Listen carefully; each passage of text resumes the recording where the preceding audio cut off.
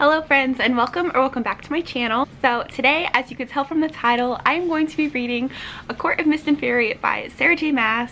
As you probably know, this is the second book in the ACOTAR series. I just read the first one last month and absolutely loved it, and I know that this is a favorite of so many people. So I thought it would be a perfect one to vlog and share all of my spoilery thoughts on it. That being said, there will be spoilers, so if you have not read this, please read it, come back, we can discuss. I do not want to be the one to spoil anything in this book for you. So I have actually already started. I'm only on page 25, which is chapter 3, and I have no guesses as to what's going to happen. Where we left off in ACOTAR, everything seems just fine and dandy. Like, everything had an end, and I know that that is not how it's going to be. Everyone says that Sarah J Maas loves to destroy her readers, and so I'm just expecting that to happen. The one thing that I do know that it would be very hard to avoid is who ends up together, I guess. And so I know that no one likes Tamlin. Tamlin and Lucien are two characters that everyone just always makes jokes about and does not like. And I want to know why, because I have not seen that yet. I just don't know why everyone hates them so much. Like, I want to know what they do. And so that's the only spoilery thing that I really know, besides like everyone loves Feyre and Rhysand. I gave ACOTAR 5 stars, and everyone was telling me that if I loved ACOTAR, that this would be like 1,000,000 stars for me. Feyre is dealing with some PTSD from her time under the mountain, which is to be expected because a lot of traumatic things happen, and so she, you know, makes herself sick and she can't really sleep at night, and so that has kind of been the only thing that's happened so far. So yeah, I can't wait to see where this book goes. This is horrible lighting, but it is just what I'm working with right now. So I just finished part 1 of A Court of Mist and Fury, and so I'm using a receipt right now, ignore that. But I am really loving it, and I took some notes. I wasn't really vlogging in the moment because I don't know why, but I have my notes here, so let's begin. First, when we're at the wedding and Rhys shows up and says, "Hello, Feyre darling," the scream that was scrumped, because she was hoping that someone could save her from having to get married, and our mans was listening, so that was crazy. Also, him teaching her how to read and how to put up the shield to block her thoughts. I loved his sarcasm and humor. I love how all of the sentences that he's having her read have to do with him being attractive or the greatest. It's very funny. We also learned in part 1 that a war is coming. I also didn't like how Tamlin and Lucien were interrogating Feyre after she came back. It just seemed really sketchy. Like, I don't know why they're giving off such weird vibes in this book. I thought in the first book that Tamlin seemed very sweet and just kind of more of like a shy boy. Like, I don't know, he was just like a misunderstood boy, and in this one he's so much more aggressive and so much more annoying, and I don't know what that's about. But Tamlin said, "Knowing my enemy's plans, his lifestyle, is vital. As for what we're going to do, that's neither here nor there. Start with the layout of the court. Is it true it's under a mountain?"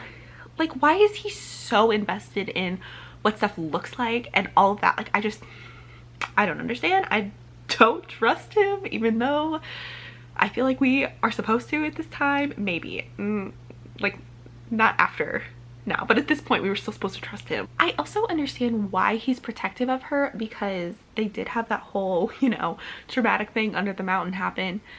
but I don't get why he's so crazily overprotective of her. She went through all of that and he's just kind of treating her like she's useless almost, which I don't know, I really don't like. I don't like that he is just brushing her off and trying to trap her basically.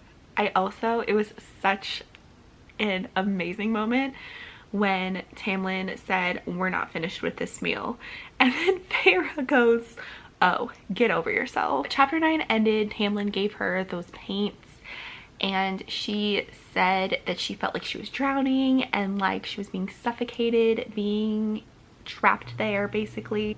He apologized a bunch and yeah, things were still not quite right between the two, and we had been told that Feyre had these special gifts now, that she was brought back by the different High Lords, and Tamlin is just so overprotective because of it. She wants to train and use these gifts for good, and he just will not have it. Even Lucien was trying to convince him to at least train her so she could properly use these gifts she's been given, and he just refused, and he's being a little butt about it. Like, he has been so annoying.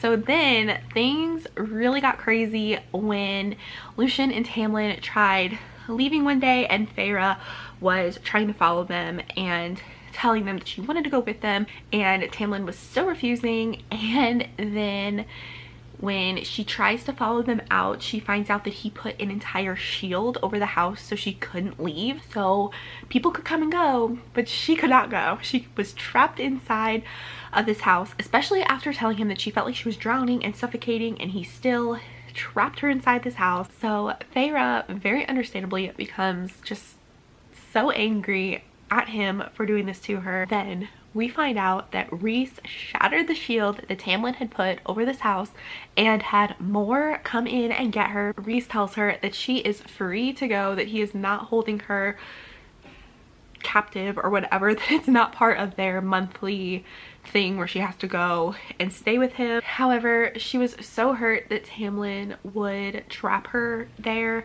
that she told Rhysand that she was just not going to go back until she sorted things out with herself and figured out how she felt about it. So then he tells her that he has business to take care of and that he'll be back shortly, and Feyre tells him that she wants to go with him, and instead of trapping her in this house and telling her that she can't go and pretending like she is just some precious doll that can't get hurt, he tells her that she can go, but she cannot speak about anything she sees or hears while on this trip. If Tamlin and Lucien try interrogating her again, she just has to lie about everything, and she agrees. So he says the place they're going to is called Valaris. This is known as the City of Starlight, and I have actually heard a lot of people mention this place, so I'm excited to read about it and hear what it's all about. So I'm currently on chapter 14, which is page 135. So I will definitely update before part 3, because part 3 is actually pretty far into the book, like quite a bit more than just part 1 was. But I'm really liking this so far. I'm very invested and intrigued at where it's going. I think the characters are great, and yeah, I'm really enjoying everything about this so far. Like I said, Tamlin has really been annoying me, but I still don't fully like hate him yet, I guess. I understand what he's doing, but it's also very annoying. Like, I think that when she is with Rhysand, even though he is kind of sarcastic and annoying a little bit at times, like, I do really love him, but I don't know, I'm conflicted. Not really. Like, I know that I'm not going to love Tamlin in the end because I already am over him. I'm not making sense. So that is my first update. I'm going to keep reading. I'm very excited, like I said, to see where it goes, and I will update when I have something to report.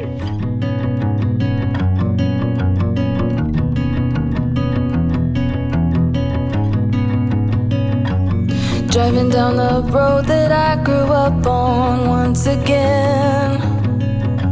It's when I pass your door, the memories come back again. Pictures of us flooding back just like a wave. Makes me wonder what happened, what you're up to today. Remember when we stole your mother's car, we drove for days. Teenagers with too many feelings and rage. We were higher than the ceiling, middle fingers to the sky. I remember thinking if I only could stop the time. Way back when we did. So I am currently on chapter 25, which is page 262, and I have a lot of thoughts. So the first thing I noticed, I thought it was just a beautiful, heartbreaking quote, and that was when Farrah said, "I'm thinking that I was a lonely, hopeless person, and I might have fallen in love with the first thing that showed me a hint of kindness and safety." Like, I think while reading ACOTAR, like, I don't know, I'll be honest, I really liked Tamlin, and seeing him in the first part of this book, I understood his protectiveness and wanting to protect her, and then seeing how she's treated more like a person when she's with Reese and everyone, it just, she's realizing it, I'm realizing it. It's really sad to think that she was so lonely that, like, the first person to show her any kind of kindness or any sort of security, like, she fell in love with them and they basically just let her down. It made me so sad for her. And then we meet everyone at the dinner. I really enjoyed reading that because I have heard the names of the characters, so they all were familiar a little bit to me. But we found out that Feyre was only the second human to be made immortal,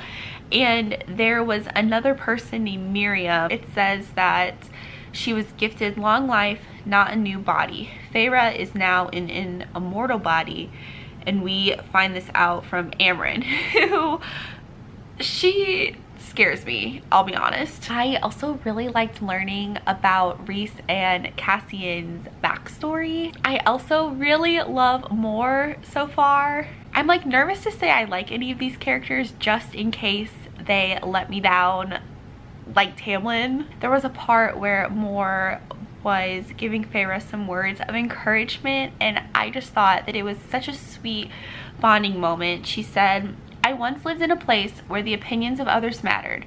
It suffocated me, nearly broke me. So you'll understand me, Feyre, when I say that I know what you feel, and I know what they tried to do to you, and that with enough courage you can say to hell with a reputation.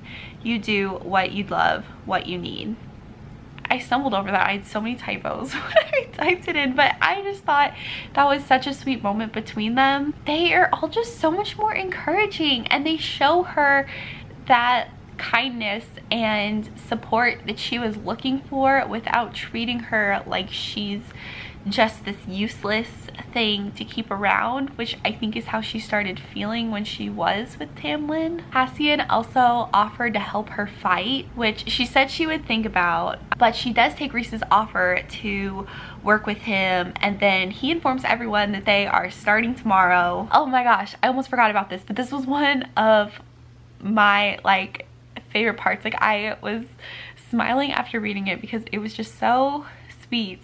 So the scene where Feyre had a nightmare and then Reese woke up to make sure that she was okay, and he sat with her while she was throwing up, and I like that. It seems like it wouldn't be that big of a deal, but there were a lot of nights where she was, you know, getting up and having those nightmares, and she was basically kind of alone because Tamlin wasn't really being that support that she needed. Tamlin just kind of sucks because he just wasn't what she needed, and that still kind of makes me sad. Like, I don't know if there's something else that he's going to do that makes him even worse, because I liked him so much in the first one, but now that we're away from him, the more I dislike him, because Reese is just everything that she's needing.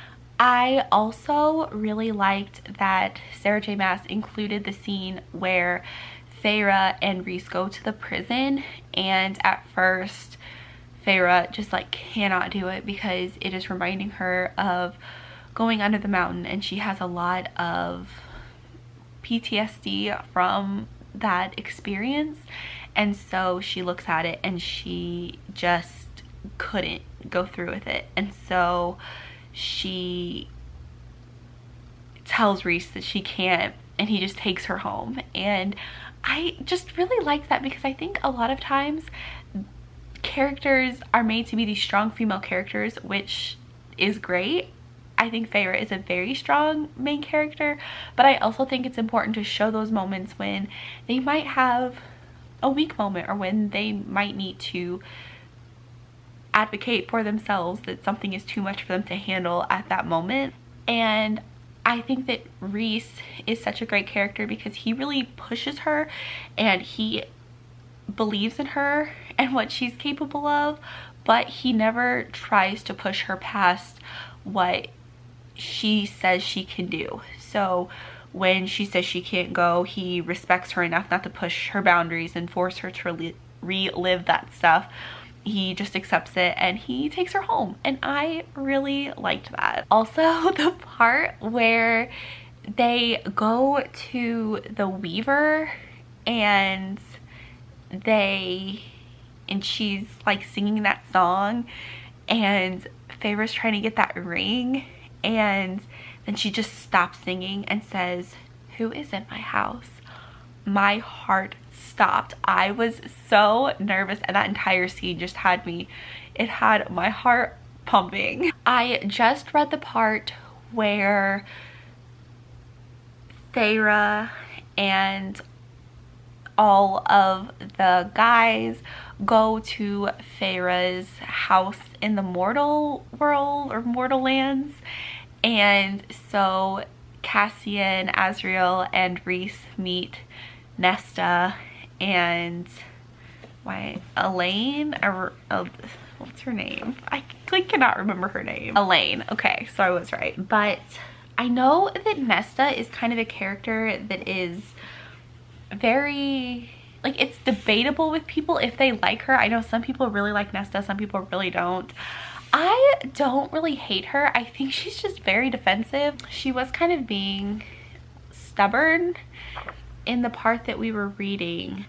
When Cassian stood up to her, oh my gosh, I loved that. That's where I'm at right now. A lot has happened and I don't really know what to comment on, because I'm really enjoying it. So I'm like this far through. I have this much left to go, so I'm kind of like exactly halfway. Hello guys, it is update time. So I have a lot of notes here. A lot has happened and I don't know why I've waited so long to update on what's going on. Last I updated, Moore had just kind of told her story, like what was going on, and that was great, fine and dandy. However, things got crazy. Feyre heard the voice of the Attar say, "Stop or I'll snap your neck." And so we find out that the King of Hybern sent him and the army is coming soon. So that was when like Reese let her train by herself. And he had known that leaving Feyre by herself was like bait for someone to come. She was obviously upset about that, and so she sticks up for herself and tells him that that was not a cool thing to do. And she stands up for herself, which I do really like seeing with her. So he apologizes to her twice and then says, "Let's go get breakfast and go home." And she says, "Valaris isn't my home." And then the book said, I could have sworn hurt flashed in his eyes before he spirited us back to my family's house. And that's just so sad. Like, I really love Reese. I think he is like perfect and I just love him.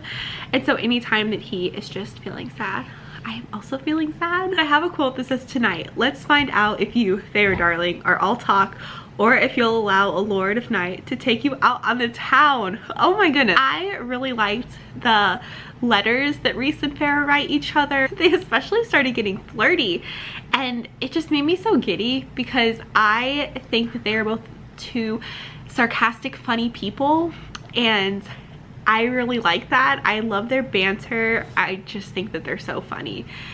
So I've really liked seeing their letters that they write each other and how they interact with each other. Also, the scene where they visit the summer court, and I don't know how to say her name. Is it Cressida?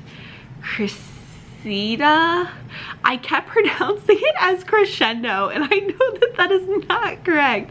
But anytime I came across her name, it was crescendo in my mind. She made comments that if Tamlin wanted Farrah back, that they would have to return her to him because she belonged to them. And Reese said, "We all made sacrifices, and now you sit at this table with your family because of the ones Farrah made. So you will forgive me, Tarquin, if I tell your princess that if she sends word to Tamlin, or if any of your people try to bring her to him, their lives will be forfeit." Tarquin tells him not to threaten him in his own home, and then Reese says, "It's not a threat, it's a promise." Then I wrote, "In the words of Paris Hilton, that's hot." I've been reading a lot of great Reese moments where I think we're getting to know him more and see him and Farrah's connection more, and I love that. There was a part where Farrah and him were talking about Tamlin and him locking her up and all of that, and he said he locked you up because he knew, the bastard knew, what a treasure you are, that you are worth more than land or gold or jewels. He knew and wanted to keep you all to himself. Like, he's a king. When they are at the summer court and Farrah is getting jealous and sad when Reese and Crescendo, I'm gonna keep calling her that because that's just who she was, but they were flirting, and then she came back and they were in the bedroom, like they weren't there when she got back. Oh, my heart sank because I just felt her heartbreak and her loneliness. It just feels like she can't catch a break, you know?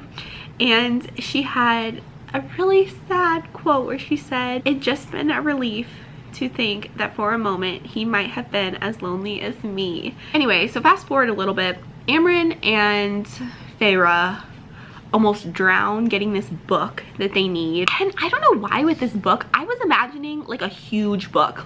Like, I don't know why I was picturing some gigantic book that they would need to carry around, and there was this part where Farrah put it in her jacket pocket, and I realized that I was just sorely mistaken about how gigantic this book was. Like, I pictured when they walked into the room and saw it that it was just like on this big pedestal thing. Like, I just pictured it like shining and just huge, and she just casually puts it in her pocket. Anyway, so they're about to drown, and these water waifs, is that how you say it? I don't know, but they grab them and they bring them to safety, and I was really confused in that part, and I had forgotten that Farrah had given that one water waif the jewelry to help her pay her debts to Tamlin.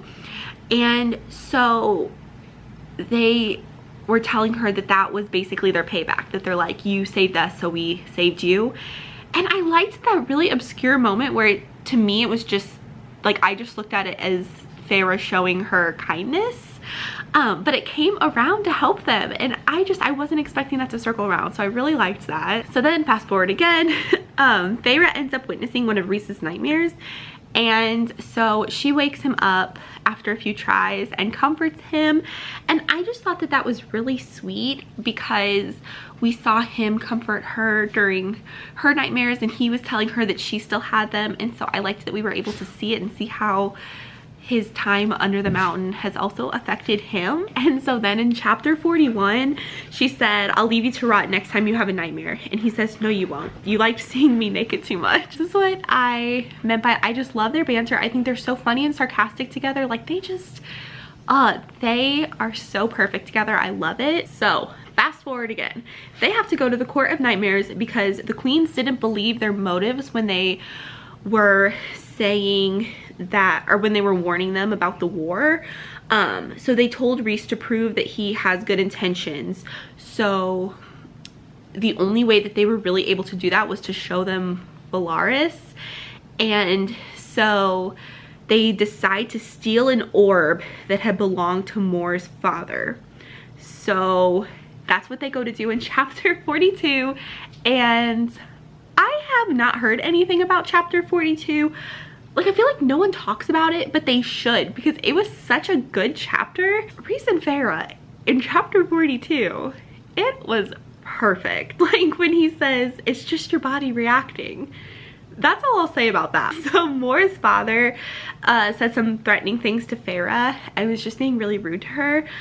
So the chapter ends with Rhys just breaking all of his bones. Just, you know, snap, crackle, popping, those things. And then on page 424, Feyre admits to herself that she wants something more with Rhys, which I think was really special because we saw her get jealous, and I think she always realized she had those feelings there, but was kind of embarrassed because she didn't think that he did.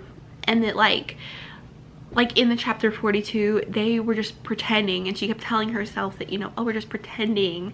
But she realizes that those feelings are there, and so she plans to tell him this that night, but he never came after she had said some hurtful things to him. I'm currently on chapter 45. I just finished chapter 44, and they are at the Starfall celebration, and Feyre and Rhys finally get to talk after he's ignored her for so long because she was sending him letters, and he read one, but he just never answered her. And so she was just getting really frustrated.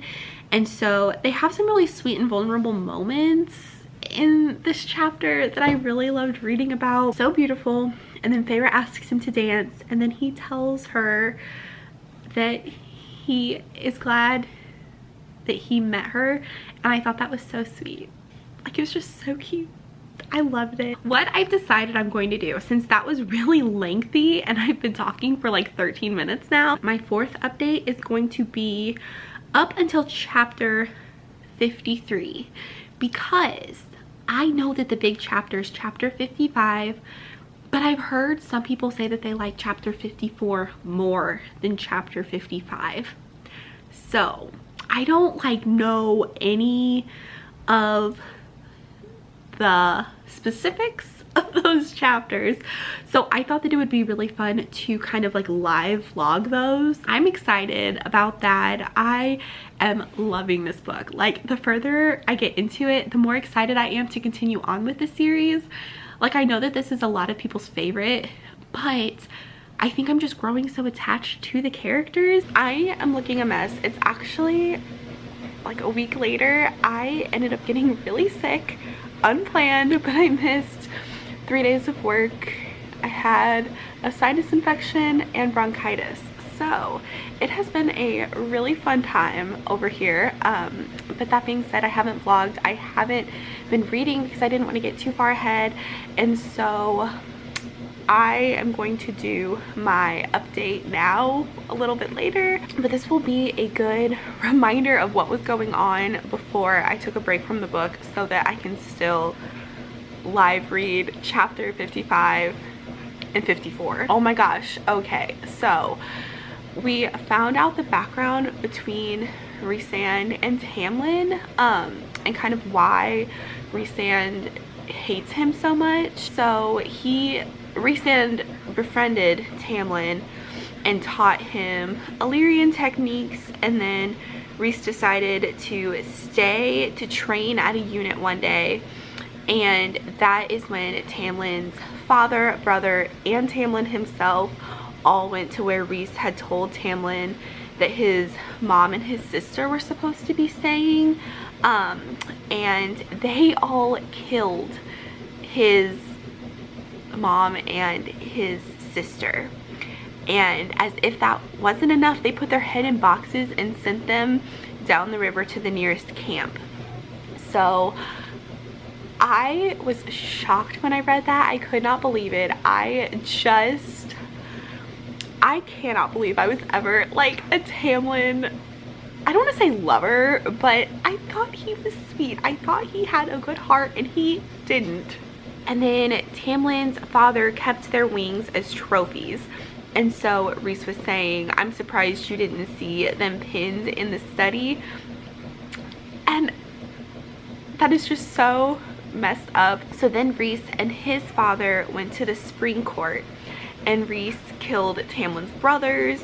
But Rhys's dad had promised he wouldn't kill Tamlin's mom, but he did anyway. And then Rhys tried stopping his dad from killing Tamlin because he was tired of the death that was happening. And then Tamlin opened the door and killed Rhys's dad. And then Rhys said, I felt the power shift to me even as I saw it shift to him, and we just looked at each other, and we were both suddenly crowned High Lord.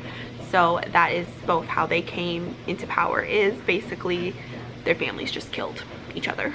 So her and Rhys are still walking. I guess I wish I would put context when I write these things out, but I didn't. I wasn't expecting to take like a week off from reading. But it says, I didn't hear them until they surrounded me. Feyre. I rolled around, knocked, and aimed at the source of the voice. 4 spring court sentinels stalked from the trees behind me like wraiths, armed to the teeth and wide-eyed. 2, I knew, Bronn and Hart, and between them stood Lucien. So that is when we see Lucien again.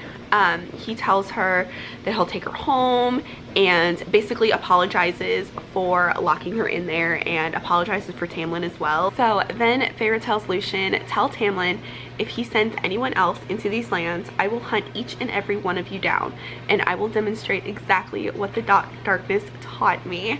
So Feyre is just such a badass. I love her. We saw a little of a 1 bed trope, no fireplace, they have to snuggle for body heat.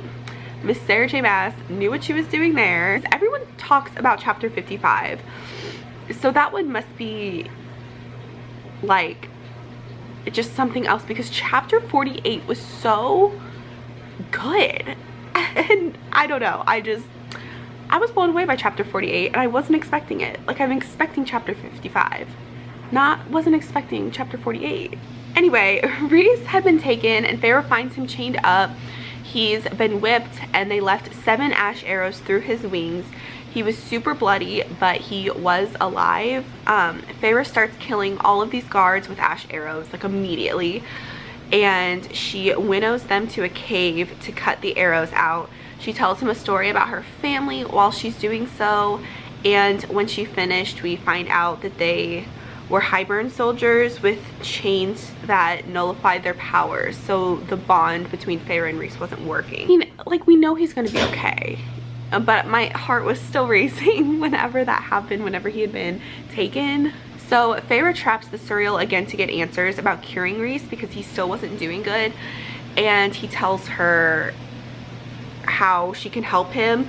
But then she's taken aback when he calls Rhysand her mate. So that is the first time we hear about Rhys and Feyre being mates. And it was big news to Feyre as well. She was really angry that Rhys didn't tell her because he knew all along that they were. So Feyre asks Mor to take her somewhere to just be alone and to think things through. And I didn't really get why she was so angry about it. I guess because he was keeping something from her, but I don't know. He knew that they were mates, and he said he was just letting her be with Tamlin, but she loved Tamlin. I mean, she went through all of that stuff under the mountain for him. So I don't think if Rhys was just all of a sudden like, we're mates, that would have changed anything. I mean, maybe I'm not understanding the mate thing fully, but I didn't get why she was so angry about it, because I don't think that would have changed anything. Maybe it would have, I don't know. So Feyre spends some time alone painting in this cottage that Mor took her to. She's getting her thoughts together and coming to terms with the whole mate thing. And chapter 53 ends with a knock on the door. Feyre thinks that it's Mor, because Mor had been the one that was providing Feyre paints, and she was the only one who knew she was there. but the last sentence says, but Moore wasn't leaning against the threshold. So who else would it be other than Rhysand? And so that's where I had to stop, because I said that I was going to kind of do a live reaction of 54 and 55. I don't know if it will be as exciting as everyone says it is, but I am really looking forward to reading those and to seeing what happens. I'm absolutely loving the book so far, and so yeah, I'm just really excited. I was really bummed that I got sick and I had to take a break, but luckily I'm taking notes, so I was able to kind of go back and see what I missed, what I might have forgotten. And yeah, so I am going to read chapter 54 and 55 tonight, and then I will hopefully finish the book soon. I'm so excited, and yeah, I'm just excited to see where it goes. So I will stop rambling, and yeah, I'll see you soon.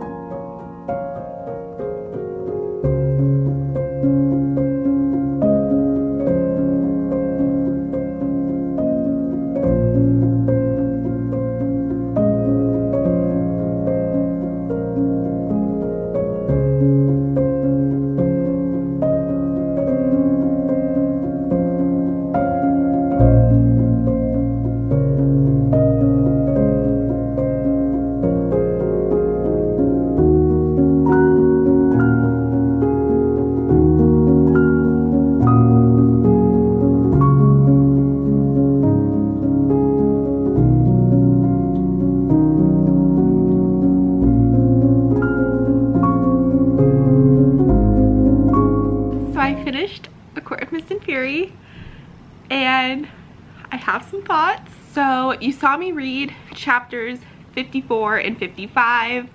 I had originally planned on kind of giving my thoughts on it as I went, but my husband was watching a hockey game, and so I didn't really want to talk about it, and then I just got really wrapped up in what I was reading, and so I don't think I really would have said much anyway. It was so good. We learned about Feyre and Rhys's history and how he had always felt the connection and known that they were mates, but the way that he talks about her just made my heart absolutely melt. It was so sweet. And then hearing more about everything that he went through with Amarantha, that was just heartbreaking to read about. And then we got to chapter 55, which everyone knows is the steamy chapter. It is the chapter. To be honest, the way everybody talks about it, I was kind of expecting it to be more than it was, but still loved it. I just really love them together. I love how they joke around together, just how they talk together, their banter. They were such good chapters. And then I noted that there is a scene where Moore says, "Welcome to the family, Feyre." And it says, "I thought those might have been the most beautiful words I've ever heard." And I thought that that was so precious because Feyre has a very interesting relationship with her family. She has always had to take care of them, and she's had to be responsible for them. And I mean, she's not really appreciated with them. It's just kind of a tough situation. And I think with these people, she is appreciated and she is just loved, and that is what she's needed. And I think that it's so beautiful. The found family element there is just such a beautiful thing. However, it wasn't so beautiful after that. Everything just kind of turns a mess. So the queens had told the King of Hybern about Valaris after seeing proof of it in the orb. So the king sent soldiers there, led by the Attar, and then the Hybern soldiers are dragging people out of their houses. People are dying. Feyre ends up killing the Attar, and I have a really hard time following fight scenes. I literally wrote that there. So that's kind of all I have to say about that. But that was just such an intense scene. I also noted that I do think that Sarah J. Maas just maybe a tiny bit overuses the term mate, because they're constantly calling each other that. And it's just very bizarre because Feyre just found out about it, and now she's constantly like, "My mate." She like doesn't call him by his name anymore, just "my mate." And again, maybe I'm just not understanding the whole mate thing, but it's a little weird. But that being said, I did love when Rhys said, "You might be my mate, but you remain your own person. You decide your fate, your choices, not me. You chose yesterday, you choose every day, forever." Like, he's so supportive of her and fully believes in her, and I think that that is just beautiful, especially with what she dealt with Tamlin, where she had no choice with him. He trapped her there. He told her what she could do. She just had no say in anything. And Rhys telling her that yes, they are mated, they're bonded, but he doesn't own her. Like, she is in charge of her own thoughts and choices. We also found out that the ring that Feyre had to retrieve from the Weaver was Rhys's mother's ring, and will be Feyre's wedding ring. So that was a little sneaky. Still sucks that she had to go get it, but redeemed it just a little bit. Along with things just continuing to get crazier, so Feyre was going about her quest and doing what she needed to do with the books and the cauldron, and Moore started getting worried something was wrong, as she should have, but Feyre just kept going, and all of a sudden Jurian appeared and he says, "Stupid fool." And so then the King of Hybern also shows up saying that it was all a trap and that they have to follow him into the throne room. And the king says, "Now that I've upheld my end of the bargain, I expect you to uphold yours." And so who would appear other than freaking Tamlin and Lucien? They had been working with the king the entire time, and Tamlin and the king made a bargain to let the king's forces enter Prythian through his territory and take down the wall. So when Tamlin couldn't get any worse, like, there it is. My jaw was on the floor at this point. Tamlin keeps telling Feyre he's going to take her home, and then the king realizes that Rhys is her mate, and that sends Tamlin into an absolute hissy fit. Feyre tells Tamlin that she will destroy him and everything he holds dear if he takes her away from Rhys and the king. And Tamlin is like, you don't know what you're talking about. And then the door opens and these women come in, gagged and bound. And who would the women be other than her sisters? We found out that Ianthe, I don't know if that's how you say her name, but she had told him everything Feyre had shared about her sisters to the king. So she sold out Feyre's family to the king. And I knew from the beginning I didn't like her, but like, oh, this was just such a bad move. She's just awful. She sucks. More stuff goes down, and then as if it couldn't get crazier, Nesta runs for Elaine to make sure she's okay, and Lucien and Elaine lock eyes, and Lucien says, "You're my mate," after Nesta and Elaine turn into Fae.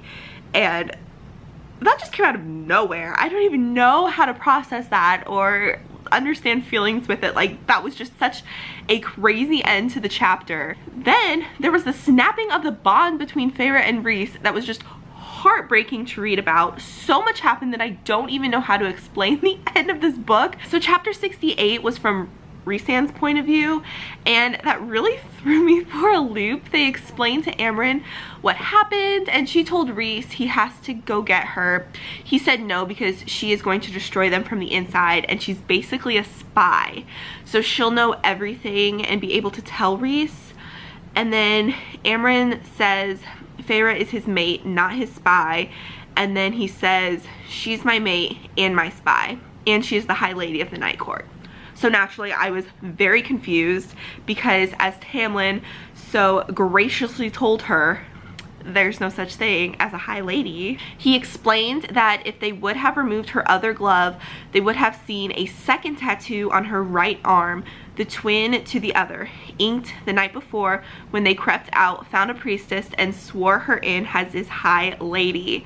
So Feyre goes to the Spring Court with Tamlin. Lucien is definitely onto her lie but hasn't said anything, at least yet, to Tamlin or Feyre. And then the last sentence of the book is, and so Tamlin led the High Lady of the Night Court into the heart of his territory. Like, it is about to go down. I am so excited to get to the third book. Like, this book has me in shock. It is just so good. So much happened. It is so worth the hype. Needless to say, I gave it 5 stars. It was absolutely incredible. I don't know how I'm even going to edit this vlog because I probably have 2 hours of footage of me just rambling about this book. So if you did make it to the end, thank you so much. Make sure to leave a bat emoji for our bat boys. And yeah, thank you so much for watching this reading journey of reading A Court of Mist and Fury with me. I absolutely loved it. I am so excited to get to the rest of the series. So if you would like to see more vlogs of me reading the books, let me know. Don't forget to like this video if you did, and subscribe to my channel if you would like to see more bookish content from me, and I will see you in my next video. Bye!